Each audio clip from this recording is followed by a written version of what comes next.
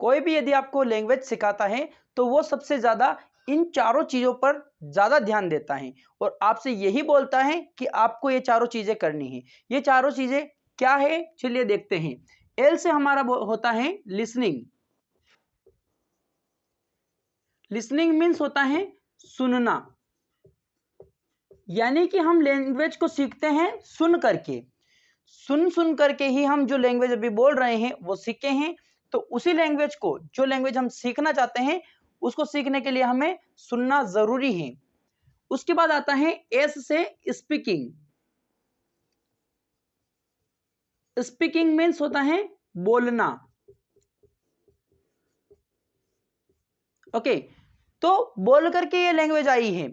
आपको ऐसा होता है कि आपको पता है पहले जो हम सुनना सीख चुके थे उसके बाद में हम बोलने लग गए थे कुछ ना कुछ। हमें लिखना नहीं आता था उस टाइम, लेकिन हम कुछ ना कुछ उस टाइम में बोल देते थे। हमें पानी की जरूरत होती थी, कुछ भी जो हमारी जरूरत की चीजें हमें बोलनी होती थी तो हम बोल सकते थे। तो उसके लिए हम उसके बाद में स्पीकिंग करते हैं, जो ये है। इसके बाद में ये आता है, इसके बाद में ये आता है। ये पूरा उसी हिसाब से सिस्टमेटिक बता रखा है कि LSRW यही प्रोसेस रहता है, फर्स्ट सेकंड थर्ड फोर्थ। पहले नंबर पर ये होता है, दूसरे नंबर पर ये होता है, तीसरे नंबर पर ये होता है और चौथे नंबर पर ये होता है। तो इस प्रकार से। तो R से होता है रीडिंग। क्या होता है? रीडिंग। हम रीड करते हैं यानी कि पढ़ते हैं, पढ़ना। हम अक्षरों को पहचानने लगते हैं।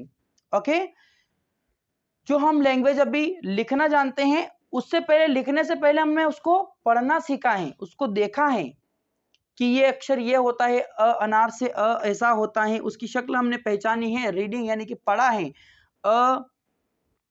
जैसे कि घ और र, ऐसे हमने अक्षरों को पढ़ा है, फिर इनको प्लस किया है, फिर इस प्रकार से हमने इसको घर पढ़ना सीखा है। तो इसी प्रकार से हम सीखे हैं ना। तो रीडिंग पहले, उससे पहले होती है। उसके बाद में आता है हमारा W। W मीन्स होता है राइटिंग। क्या होता है? राइटिंग। राइटिंग मीन्स होता है लिखना। लिखना उसके बाद में आता है। तो ये प्रोसेस रहता है। यही प्रोसेस आपसे बार बार बोला जाता है कि आप ये प्रोसेस फॉलो कीजिए, ये प्रोसेस फॉलो कीजिए। यदि आप अभी भी बोलने में अनेबल हैं, आप अभी बहुत कोशिश कर रहे हैं, नहीं सीख पा रहे हैं, तो आपको एक काम करना शुरू करना होगा जो कि है लिसनिंग का।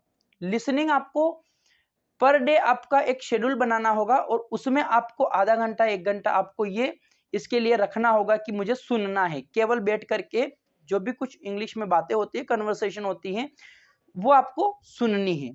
उसके बाद में उसमें से जो आपको याद रहता है वो आपको बोलने की कोशिश करनी है, उसको डबल से उसी को रिवाइज करने की आपको कोशिश करनी है, जैसे कि आपने पहले किया है। आप यदि उस लैंग्वेज को ऑब्जर्व करेंगे, जो लैंग्वेज आपने सीख रखी है, तो आप उसी प्रकार से सीखे हैं जो मैं आपको बता रहा हूं। तो उसके बाद में रीडिंग और राइटिंग, यही प्रोसेस है।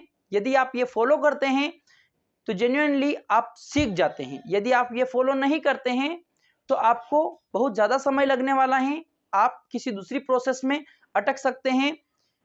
तो यही प्रोसेस आपको फॉलो करना है। Thanks for watching this video.